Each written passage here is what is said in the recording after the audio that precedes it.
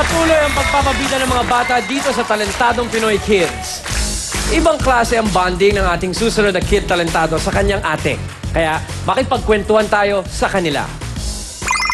Sa buhay ni Princess, nandito ako para maging isang ate niya. Sabi nga, ng iba para daw kakambal kasi nga halos magkasing height lang kami. Tuwing pong may mga laban ako, yung ate ko pong sumasali sa akin, siya po yung nagtitrain sa akin. Pagka naglalambing yan, pagka kinukulit ako, agad yan magsasabi ng line sa mga nababasa niya mga story. Ang nais ko sana, nanay, kaya aking pasayahin.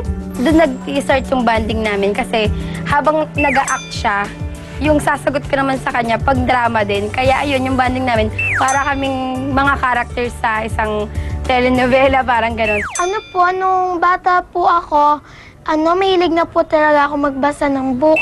Sila po yung nagkayat sa akin na, tara, sumali tayo dito, ganun po. Mahal ka tumutawang to. Pure conviction through her dramatic talent. Please welcome Princess Nero, or simply Princess!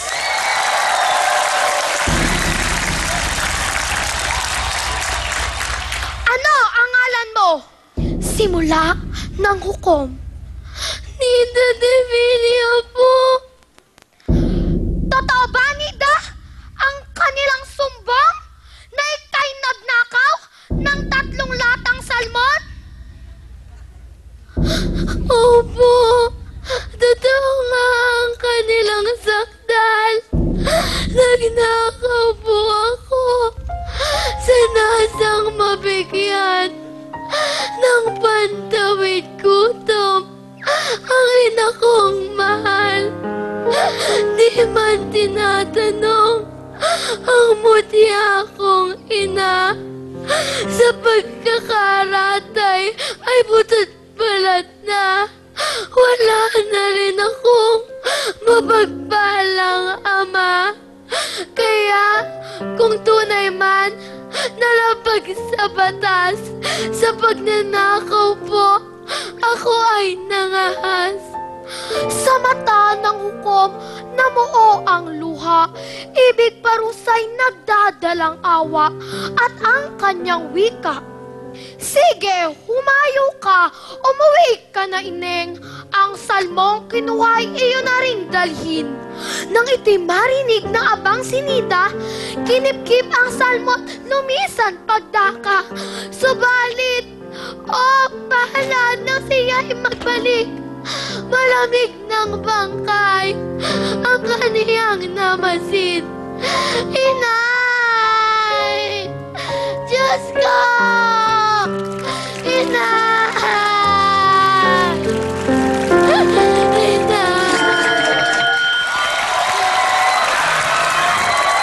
Princess!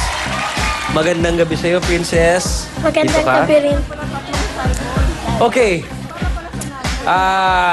Tita Tuesday, ano sa palagay mo sa performance ni Princess? Princess!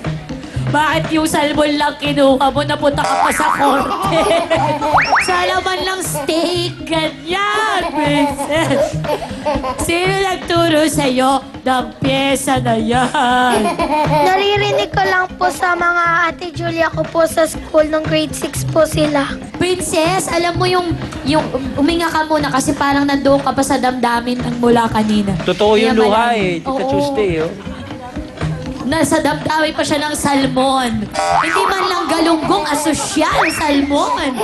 Pink ang kutis niyan, yung salmon. Pinapatawa lang kita kasi mahirap, di ba? Ako nga, pag uma-acting ako, hindi ako makalabas hanggang pag uwi ko ng bahay. Crispin! Ganun pa ako. Jericho ang pangalan ng asawa ko. Tinatanong ko nga ito si Encho kung naapektuhan ba siya. Malungkot na siya ng lagay na yan. Wala siyang ibang damdamin. Ayan lang. It's Tuesday. Ayan. Ang sakit. Ay, sakit ng alin. Ramdam na ramdam ko ang paghihirap niya.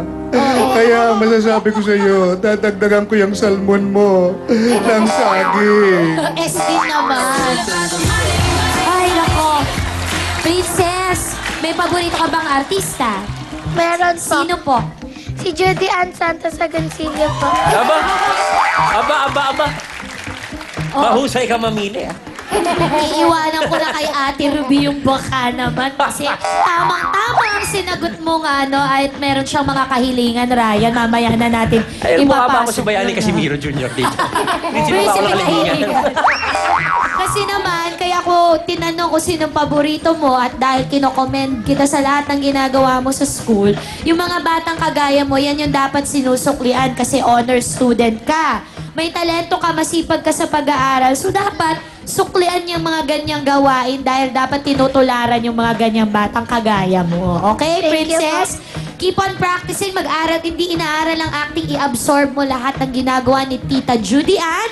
At alam mo na, ang balang araw ay makakakita ka rin ng Ryan Agoncillo mo. Okay. Yun ang Good baka job! Thank you very much, Tita Tuesday. And so, maraming salamat. Alamin natin ang iba pang komento ng ating Talent Scout sa pagbabalik. Ito po ang Talentadong Pinoy Kids! Anong hatol ang masasabi ng ating mga mamis na celebrity? Guilty or not guilty? Hindi ka pa! At may batang lalaki pa nahihirit. Aba, ages ang kanyang binirit. That's a very difficult song to sing. Sa pagbabalik ng